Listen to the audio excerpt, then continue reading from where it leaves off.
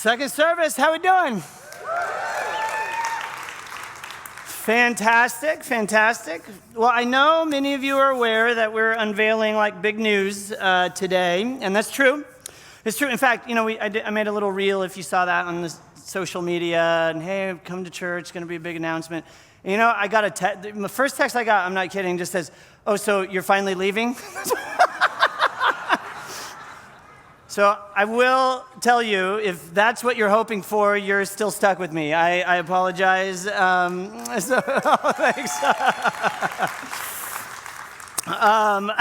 But today I really will share, I think, some news that is, I think has the potential to not just impact Neighborhood Church, but the city of Visalia, the county of Tulare, and really, I think, the whole of Central California.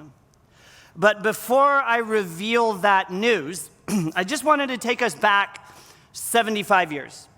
I want to go back to the year 1948. And in 1948, the city of Visalia had a population of a whopping 11,000 people in 1948. And in 1948, though, it was a big year for us locally because the Summer Olympic Games were being held in London, and local boy Bob Mathias won the gold medal in the decathlon in the 1948 Games. But while Mathias is in London winning the gold medal, there was a young couple named Bob and Lucille Willems that felt like Jesus was inviting them into something really for them that would be brand new, a little bit scary even. And what they decided to do and what they felt like Jesus was inviting them into was to start like a kids club, like a little Bible study for the kids in the neighborhood. And they would have cupcakes and yard games and just the message of love that's most truthfully found in the person of Jesus of Nazareth. And they were doing that for a little bit, but something happened that they really didn't expect. And Jesus wasn't done with sort of this new movement in and through Bob and Lucille.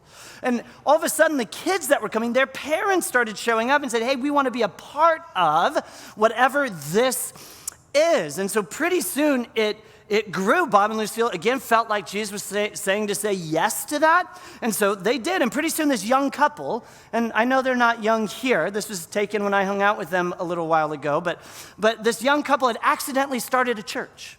There's sort of an early photo of Neighborhood Church and the kids and the parents. And 2 years later, so 1948 is when all this starts. 2 years later, 1950, Neighborhood Church hires their first pastor, and they acquire our first building, which was actually an old tavern out on Highway 63. So kind of go to down Riggin. There it is. Actually, this is some guy's garage today. And in fact, you may not know this, but in our lobby, sort of centered, hanging in the lobby, is a For Visalia sign that's on like old tattered boards. Well, we went to the guy's house out on 63 and told him our story, and he let us just take boards off of his garage. And that sign, that For Visalia sign, is actually made on wood from Neighborhood Church's very first building. And this building, this old tavern, would be our home for the next 13 years. And tons of stuff happened in those 13 years. For example, non-stick pans got invented. There they are. TV remotes made an appearance. Anyone remember one of these kind of remotes? In the first service, it's a much older crowd, so everybody was like, "Yeah, I still have it," And you know what else happened in those 13 years? The 48 United States grew to the 50 United States of America, and we welcomed Alaska and Hawaii. And Walmart opened its doors for the very first time. But in 1963, when Martin Luther King Jr. is giving "I Have a Dream" speech, Neighborhood Church, to accommodate new growth, moved in to its new home on the corner of County Center and Walnut. And that would be our church home for 30 plus years. And so much happened in those 30 years. The first Super Bowl got played. Super Bowl I happened. The first Star Wars movie is released. Nerds unite. Just kidding. MTV went live. Right? And the internet was born. But in 1997, when Harry Potter is being introduced into the world, people of Neighborhood Church realized that again, Jesus was doing something new and inviting them into something brand new. And what they did is they purchased about 19 acres of farmland out on the corner of Riggin and Acres. It's our current home. In 1997, the people of Neighborhood Church decided to make an unprecedented move, believing that Jesus was up to something brand new. And they wanted to step into whatever it was he was inviting them to do. And just 9 years, really, after we settled into our new home here at Riggin and Acres, Neighborhood Church again felt like Jesus was inviting us into something brand new. And this time it wasn't property or buildings, it was a relationship. A relationship with an elementary school and the families that make up the Houston neighborhood. A relationship that honestly, over the last 17 years, would come to define our posture as a church in the world. A relationship that would come to define our reputation in the city as a faith community that's for Visalia. A relationship that would come to say that for far too long, the church has been known for what it's against. And Neighborhood, we're inviting you. We felt like Jesus was inviting us to flip that script and to become a church that reminded the world of what we were for, and that we were for people, like all the people, regardless of story or socioeconomic sort of layer, or whatever it is, that we were going to be for people. Because Jesus is for people. And even if people never believe what it is we believe, we felt like Jesus was inviting us to say to them, we're going to believe in you, and we're going to do whatever we can together to add value to the place that we call home. And for 17 years, we've invested in the relationship in the Houston neighborhood. But again, it's been 17 years, and once more, we are feeling a nudge. Right? A new invitation, if you will, from Jesus, that he's not finished with us collectively and with us individually. That Jesus once again wants to do something new in and through us. That he is still unfinished. The work isn't finished yet. And as we turn 75 years old, and as I've considered our story, there's one thing that's held true for Neighborhood Church. It's really been our secret sauce for the last 75 years. And it's that the people of Neighborhood Church have been willing to say yes to the new thing Jesus wants to do in and through us. We look back over those 75 years, and again and again and again, the people that made up the church in those seasons had the faith and the courage to step into something brand new. And the question that's been on my mind as we celebrate 75 years and as we look to the next 75 years is, will we be like those who have come before us? And will we say yes to this new thing that Jesus is inviting us into? Will we model the same kind of faith and the same kind of courage and openness of those that have come before us? Will we step into the new thing that Jesus wants to do? This actually reminds me of something that God said to the ancient people of Israel when they were sort of on the cusp of a new reality. And here's what gets recorded, what they were hearing from God. See, I am doing a new thing. Now it springs up. Do you not perceive? I love it. Like, are you open enough? Are you willing? Are you present enough to see that I'm about to do something new? That I'm going to usher you through a door and into a new season. Listen, at Neighborhood Church, we believe that Jesus, the invitation's here. That he wants to bring us through a new open door and usher us in really to a new season, new reality for us at Neighborhood. And I couldn't be more grateful for everything he's already done in and through Neighborhood Church over the past 75 years. But here's the thing. We are not done yet. we're not done. Jesus isn't done with us. We believe our work to be unfinished.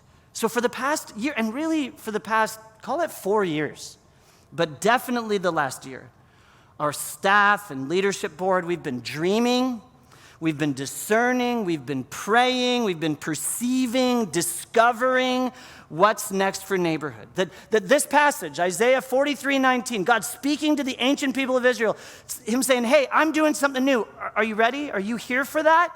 And us over the last year saying, yes, we want to be here for that. Jesus is about to do something brand new at Neighborhood Church. And today, we are finally ready, oh my gosh, finally ready to share what it's gonna look like. So are you ready? You wanna see? Yeah? Okay, right on. I mean, I'm gonna show you. You can definitely clap after. Let me show you. Take a look at our unfinished work.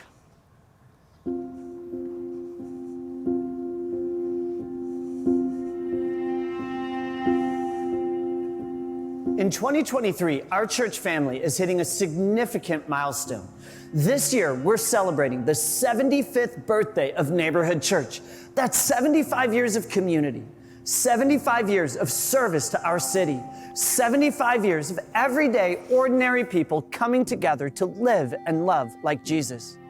What started as just a small gathering of families in 1948 has grown into a thriving, diverse community, a family of Jesus people that has made a huge impact on the city of Visalia and beyond. It's honestly crazy for me to think that 75 years ago, this all began with cupcakes, volleyball, and conversation in one family's front yard. Today, Neighborhood Church is a whole lot bigger, but our mission is more or less the same, extending friendship and hospitality so others can meet Jesus. Each week, we reach thousands of people in our city, many of them completely new to Jesus. Through authenticity, inclusion, and restoration, Neighborhood Church continues to be a place that is for everyone, regardless of their story. Over the past 75 years, Jesus has worked through our church in huge ways, but we're not finished yet. This spring, as we celebrate everything that God has done through Neighborhood Church, we want to invite you to help write the next chapter in our story. What does that look like? Well, in many ways, it looks similar to what we've done all along, empowering the next generation, adding value to our community, and inspiring others to follow Jesus. In 2023, as we celebrate 75 years of Neighborhood Church, we want to invite you to partner with us as we continue our unfinished work.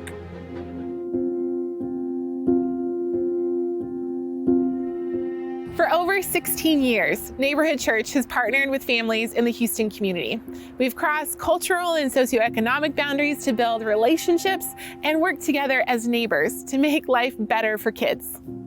And by partnering together with Houston School, we've mentored students and resourced families, hosted parties, sent students to college, and even built a park. The very park I'm standing in right now.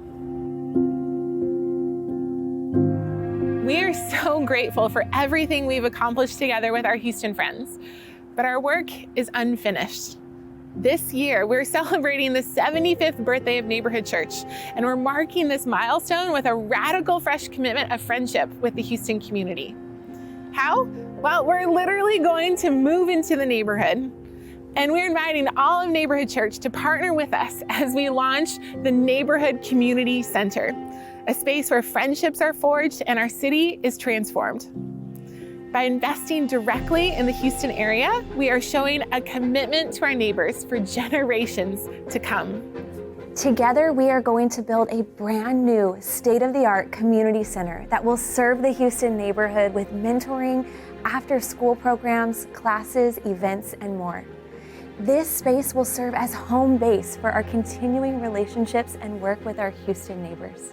This includes the Neighborhood Degree Project. Through coaching, resources, and one-on-one mentoring, we help young people from the Houston neighborhood get to and through a college or degree program of their choice. Many of them the first in their families to do so. This community center is an extraordinary opportunity for Neighborhood Church to continue to be for Visalia. Our desire is to help lift the burden of poverty that has been a part of Visalia and Tulare County's story. And this is an enormous problem. I mean, did you know in Tulare County, almost 1 in 5 people live at or beneath the poverty line? That is 45% higher than the rest of the United States. And if we were to zoom in and look just at the Houston neighborhood, that data actually gets more shocking. 95% of our friends living in the Houston neighborhood live at or below the poverty line. Let me say that again, 95%. And 47% of the students who we work with who attend Houston Elementary are English language learners. This is an unnecessary burden that impacts our whole city and region. We know oftentimes following poverty is a whole host of other problems that don't just impact a certain neighborhood, but has consequences for everyone. In fact, we've never attempted a project on such an enormous scale, but we believe Jesus is inviting us to make a remarkable investment into our city.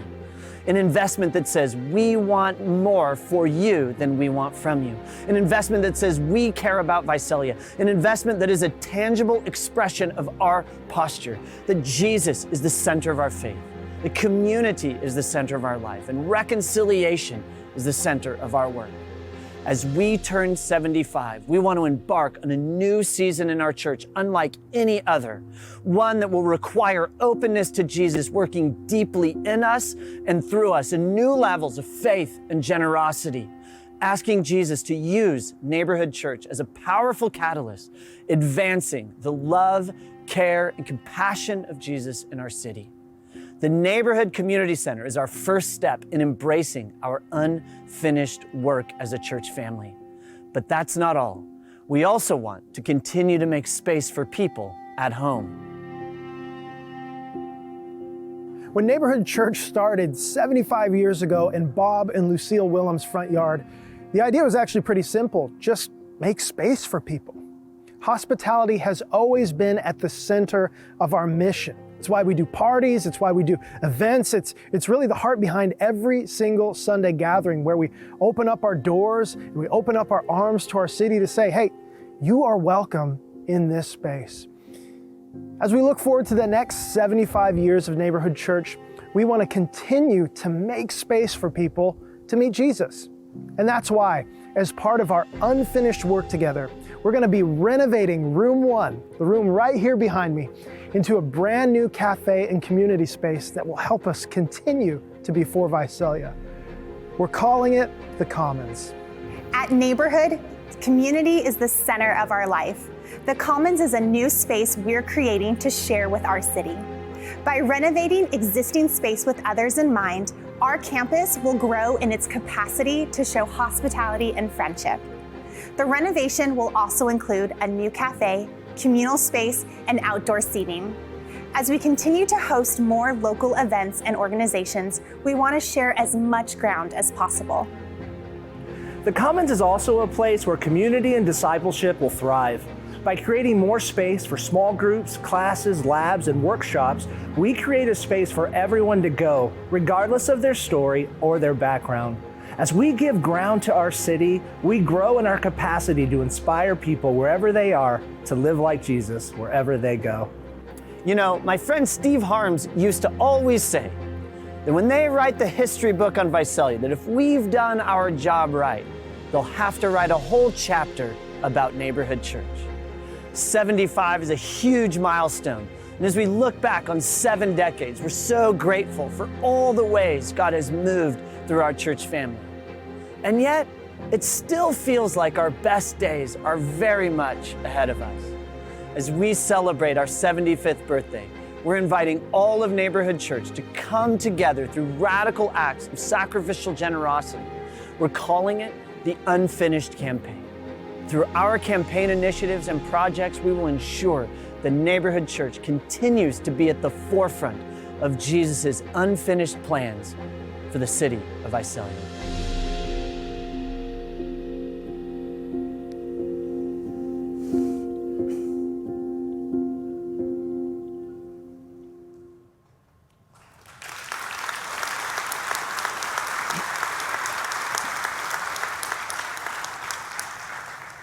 Pretty cool, yeah? Yeah. Hey, just really quick, what I'd like to do is just sort of zoom in again and just recap those two things that are two projects that we'd like to do. And again, the first is that neighborhood community center. 4,500 square feet, 57 parking spaces, large group space, multi-purpose space, conference space, offices, the whole thing. And let me tell you, I know you don't know the story because I've never shared the story. But right before March 2020, right before the world shut down and we had to go into crisis management mode around here, the staff leadership team and the chairman of our leadership board, we went to the beach. And we spent a couple of days there, and we had a consultant with us, and we just started dreaming and writing things down about the future of Neighborhood Church. And we wrote down, a couple of sentences that I've never shared. Again, because as soon as we finished it, the world went crazy, crisis management, it was wild around here. But in 2020, February of 2020, here's what we wrote down at that retreat over in Los Osos.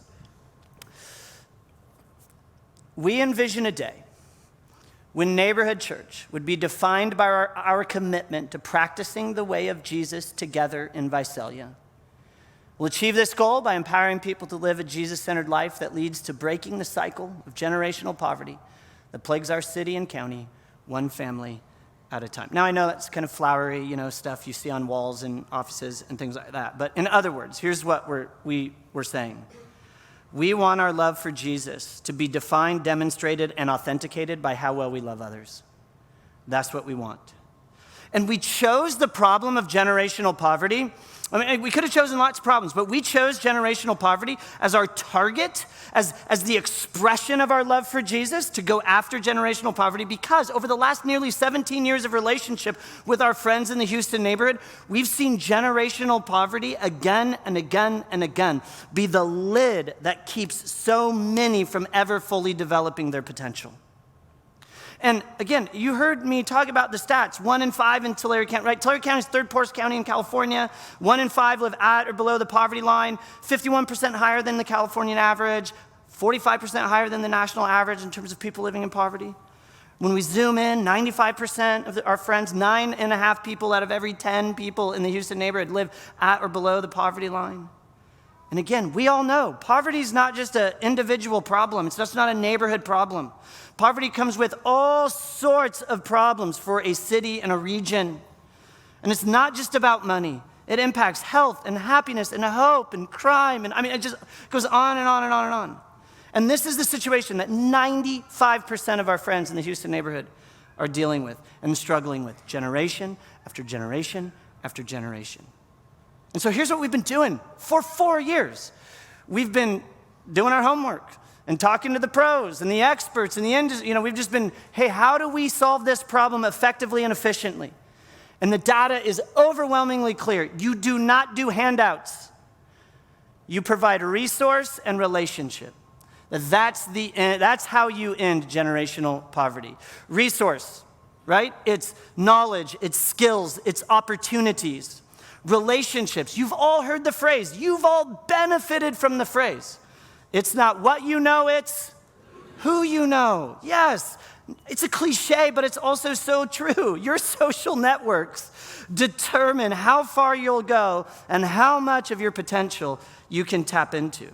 And this means that no matter what we do down in the Houston neighborhood, if relationship isn't a part of it, we just won't have the same kind of impact that we would if there was relationship. And our community center, what it does is it cements our relationship in the Houston neighborhood and provides a space to build relationships, know names, hear stories, grow in friendship. And listen, we are already, over 17 years, we've done so much. We are very busy down there.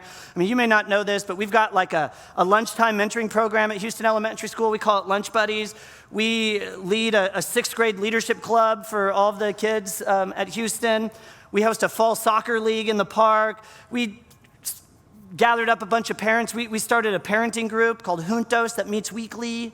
We have annual events that we host like Trunk or Treat or the Christmas store that many of you have been a part of. The neighborhood degree program. This is we started it right in the middle of COVID.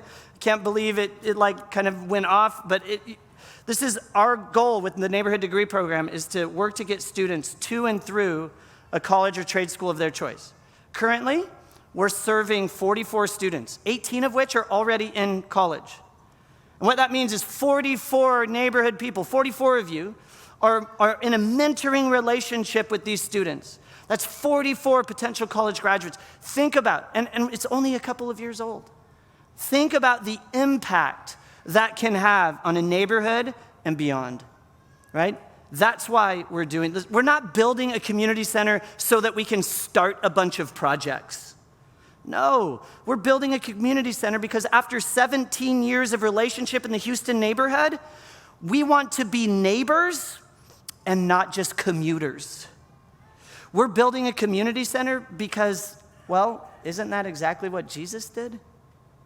He moved in to the neighborhood. Jesus' best friend is a man named John. John's very old, he writes a biography of the life of Jesus.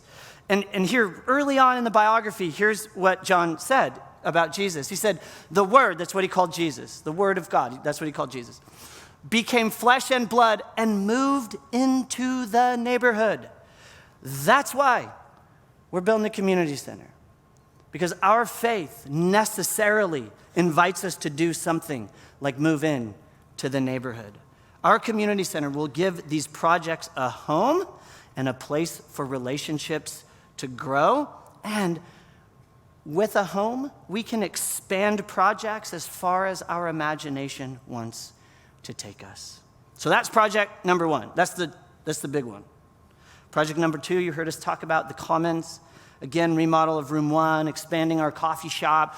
Our current coffee shop will actually become what we call our next lounge. So our next lounge currently right now is outside on the patio. The next lounge will be moved into that space, and it'll be where kind of a hub for our guest service volunteers, and it will be a space for people to figure out what's next for them here at Neighborhood Church, right? Again, our outdoor space, I'm so excited about it. How many of you have been here on a food truck day? You've gotten your pizza, you've given your kids their food, and you're running around looking for a place to sit, and you're just holding your plate, right? Well, we want to give you a place to sit, right? So we're creating this outdoor space as well.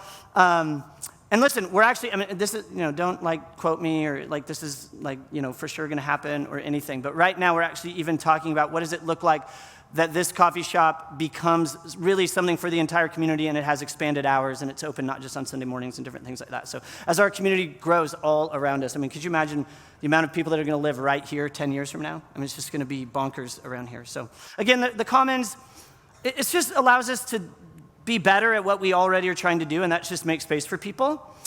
Because we believe that's the simplest way to change the world. We just want to make space for people. And so we're just renovating existing space with others in mind. Yeah. So here's the question. And I know some of you are asking it right now. Forrest, wow, great video. It was amazing. Love it all. It's so cool. Yeah, that seems expensive. How are we going to do that? Great question. In a word, together. Together, we're writing a story that's just bigger than you or I. A story that's going to outlive us. A story that's going to outlast us. A story that's going to out-impact us. A story that for 75 years has already been defined by being open to new invitations from Jesus. I love Neighborhood Church's story because it's just so easy to look back and see our church in the 40s, in the 50s, in the 60s, in the 90s, answering the question, what kind of story do we want to tell? What kind of story do we want to tell about Neighborhood Church? What kind of story do we want to tell about Jesus? What kind of story when we're old and gray? And I know for some of you, you're there, so well done. But what kind of story do we want to tell about our lives and the decisions we made and the impact we had? A story that's based on a collective heart for the people of our city.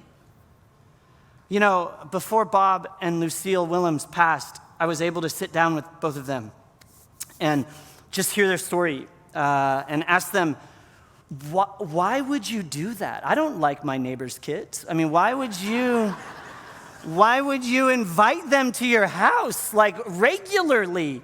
Why would you do that? And just to hear their story and them talk about just feeling like that's what Jesus was inviting them to do, and they didn't know where it would lead, and they didn't know what else they were supposed to do, but like, it was just so cool for me to hear their willingness to see the new thing that Jesus wanted to do in them and through them, and the courage they had to say yes. I wish you were there. I just wish I could describe for you the humility and pride that was like coexisting in their eyes.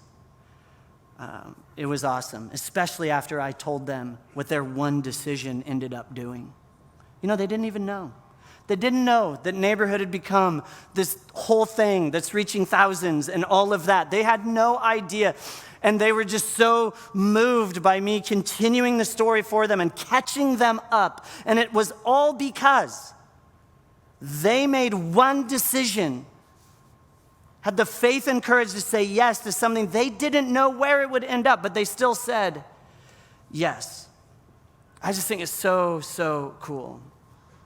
And you know what? I mean, that conversation, it impacted me. It really did. And I wake up every day with this profound sense that every decision we make as a church is going to be part of telling our collective story and the story of Jesus. That every decision we make will make much of Jesus or won't. Will impact our city or won't. And I pray often, like all the time often, that the decisions we make honor those that have come before us. I pray a lot that the decisions we make around here allow us to remain faithful to the part of the story that's already been written. And I pray that we're ever aware of our responsibility we have in continuing the story of what Jesus wants to do in and through Neighborhood Church. And I'm convinced that we're actually entering like the most exciting time ever that we may ever experience in our season here at Neighborhood Church. I really am. I've come to realize that what we're about to do is just like mind-blowingly cool. And here's why. Because long after you and I are gone, some kid's gonna walk into the Neighborhood Community Center and the trajectory of their life's gonna be changed. Some kid's gonna walk in and they're gonna get help applying for college. They're gonna find a mentor that gives them hope and shows them how to take a next step in their journey. Maybe one of you will go to the Neighborhood Degree Center and learn Spanish. Or maybe a man or woman will walk in and we'll help them get a business license because that's gonna be a part of the community center. Or a parent might show up and be a Spanish-speaking only, but show up with their preschooler some mornings and learn English at the same time reading to their preschool child. Every class, everything we do is going to open the door to new opportunities, new friendships that we hope will help lead towards an end of this lid of generational poverty that really has plagued us as a county and a city for decades. And it'll allow us a space to introduce people to a Jesus that's always loved them and has a good plan for their life. And here's the thing. Those kids, those people that walk into the community center years and years and years from there, it's never going to dawn on them that on February 26th of 2023, there was some guy that sat up on a stage and told a bunch of people about what we're going to do. It's never going to dawn on them, right? They're never going to wonder, how much did this cost? Who paid for it? Like, how did it get here? No, that's never going to cross their minds. They will never talk about that. But their lives will still be impacted because we made a decision together and you made a decision personally to say yes to a new thing that Jesus was doing, a decision that we can all be proud of, a decision that honors those that have come before us, a decision to just simply love where we live. A decision that someday, I hope, when I'm older, I'm able to sit down with my grandkids and tell them the story of what we did together here at Neighborhood Church. And then I could be able to put them in the car, drive down to the Neighborhood Community Center and say, our family helped build this. That's part of our story. That our family, we sacrificed money and time and energy to help be a part of this thing that Jesus wanted to do through Neighborhood Church. Oh, it's just such a big deal, isn't it? Like a really big deal. It's bigger than you. It's way bigger than me. It's about future and future generations. It's about our city. It's about our Jesus and growing in our capacity to tell the story of his love.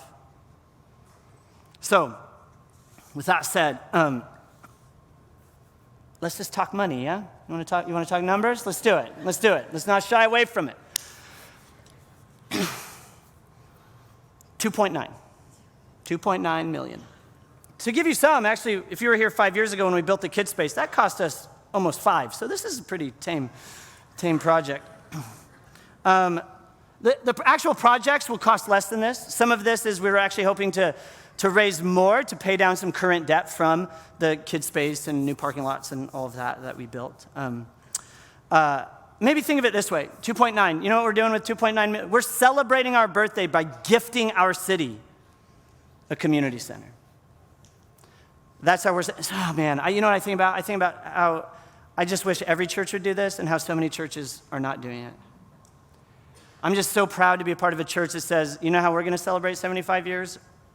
We are gonna, in ways we've never even dreamed of before, step into the middle of our city and say, we wanna be part of the solution and not just the people that complain on the Nextdoor app, right? We think Jesus' love necessarily says, go help, go make a difference. And it's big, and here's our goal. It's not, we're not trying to raise that tomorrow, we're trying to raise it over 3 years. And our goal actually isn't like, okay, now, if you want to come back, you have to, give this. We're not, no. But we do want 100% of you to be a part of it. Because I want you to be a part. I don't want you to miss this. I want you to be able to take your grandkids down there too and say, we helped build that. It's 100% participation. It's not about the size of the gift. It's about jumping in and being a part, even if it's a small way. Here's how a small way works. I actually did some research on this. Let's just take Starbucks for example. I know it's the sensitive subject. Starbucks figured this out. The average Starbucks customer spends $3.79 a day. Now, for some of you, that's not even your first coffee of the day. And you're doing 2 a day because you can't make it to 5 o'clock without a 2 o'clock coffee. So and so the average Starbucks customer in a year, $1,300. The average Starbucks over a 3-year period of time, you're knocking on $4,000. And these are pretty conservative numbers for some of you, right? So just walk with me through this. What if you cut out 2 days worth of Starbucks a week and reinvested the money? I know, that's for some of you, like literally asking for blood. I do know that. But what if that, so it's $7.48 a week you reinvested. In a year, that's almost $400. And in 3 years, you're knocking on $1,200 that you've reinvested into making our city a better place and spreading the love of Jesus. And honestly, over a 3-year period of time, that's you making a monthly pledge of $32.85. And for the vast majority of you in this room, if you automate that, you will never even know it's coming out of your bank account. But over 3 years. So you see 2.9 million, it's like, whoa, that's a big number. But 100% participation of people just making small sacrifices. I mean, there's more than 2,000 people. I mean, it's like, there's a lot of people. I mean, there's no seats in this room, right? There's a lot of people in here. Small sacrifice to be a part of something so much bigger than you over 3 years. 2.9 is actually not that big of a number. And listen, you don't have to make the decision today. I get it. Like, you're going, whoa, like, some of you, it's like your first time ever at church, and you're going, oh, I know it. They just want my money.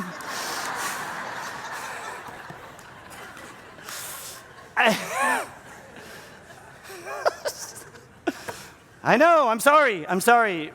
But I really don't want your money. I want to give your money away. I want to reinvest it in the city of Visalia. And I tried to convince our board, say, listen, if we raise 2.9, I really feel like I should get a cut off the top. They said no. So it's really 100% of this is going to be turned around and invested in our city. So here's what's going to happen. I'm already so late, and your kids are probably screaming, and our volunteers are losing their mind and very angry with me. But just start praying. Just start praying. How does Jesus want you to be a part of this? This week, you're going to receive a packet in the mail filled with all kinds of fun, pretty things to look at and read and all of that. That's the envelope you'll get in the mail. If you don't get it in the mail, because whatever, maybe we don't have your address or anything like that, don't worry, we'll have some packets next Sunday that you can grab. I want you to commit to show up for the next 4 weeks. Our Unfinished series, we kind of just continue to unpack. And then next Sunday is actually a really big Sunday. So yes, we'll continue our Unfinished series, but Sunday night, we're doing a worship and prayer night, because this has to be not just about what God's doing through us, but inviting Jesus and us being open to what Jesus wants to do in us. And so we're going to do just a night of prayer and worship, and we're going to start next Sunday night a 21 days of prayer campaign. So we're kind of doing the Raise the Money campaign, but we also want to do a prayer campaign for 21 days. Just going to invite all of us to just pray together and develop that habit. I want you to register for a vision night. There's like QR codes, back of your seats, all of that. You can sign up. The website's live. You can go to the website and read all about it and see all the stuff. But your QR code. The vision nights, we're hosting 3 of them. It's just smaller gatherings. We can only say so much in this room. And so if you have questions and you're like, hey, what about and what if? And tell me more about that. That's where that's going to happen. We'd love for you to come be a part of that. On the 19th, we want you to show up at Houston Park at 4 p.m., and we're just going to pray in the park. We're going to pray in the park. And our friends from the Houston neighborhood, they're really amazing cooks, and they're going to be doing homemade tortillas and a salsa bar at 4. So even if you're like, I don't pray, just show up. It'll be awesome. And then we'll talk about why you're not praying. No, I'm just kidding. I'm just kidding. And then March 26th, that's where all of this comes together. March 26th, that's our birthday party. We're going to throw a huge party, all the things, right? It's just going to be crazy. But in here, the hour you're in here, that's also Commitment Sunday. That's when, if you haven't already done it online, we're going to ask for a pledge card. And you just say, this is how my family's going to be involved in this. This is how I'm personally going to be involved in this. And here's my one and only gift, or here's what I want to give over 3 years and all of that. So that's the 26th. So don't ditch that. Don't do that. I'll know. I will know if you are not here. Listen, I know I've covered a lot. And we gotta get going. But I wanted to do something kind of different to wrap this up today, because I've been praying a prayer already, and it's a borrowed prayer. It's a prayer that's 1,300 years old. An Irish poet wrote it. And we later turned it into a song, but it's a song that the earliest members of Neighborhood Church would have sung regularly. I mean, it would have been one of their favorite worship songs. And this poem, this prayer, it's really just the author writing, Jesus, in everything, I want you to be my vision. Jesus, in everything, I want you to be my wisdom. Jesus, in everything, I want you to be my best thought, day and night. And it is just such a powerful poem, a prayer, a song.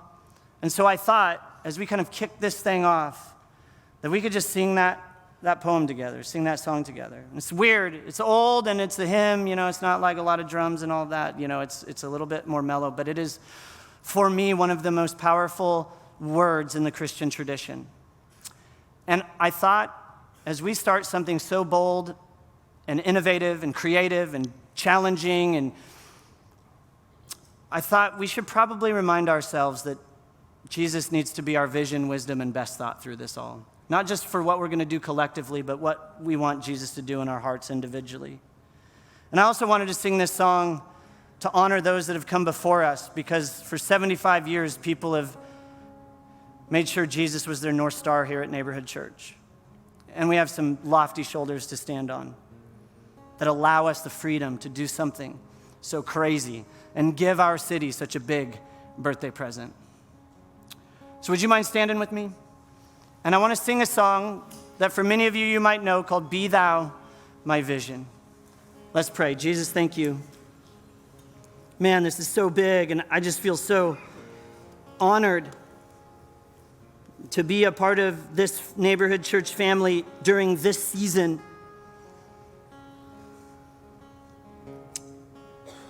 And that we want to be a people who do perceive, who do see the new thing you're wanting to do. Jesus, help us make sure this is never about us, but that you're our vision, you're our wisdom, and you are our very best thought.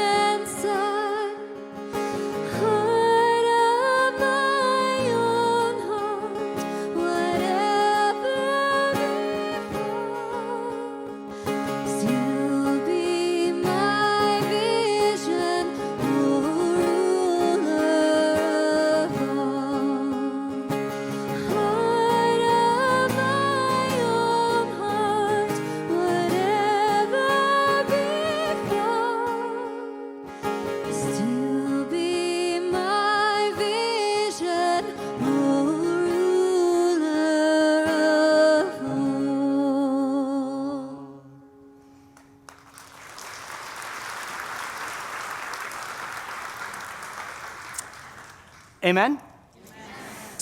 Hey, I know you probably have a million questions, and we just dropped so much on you, and you're like, Forrest is insane.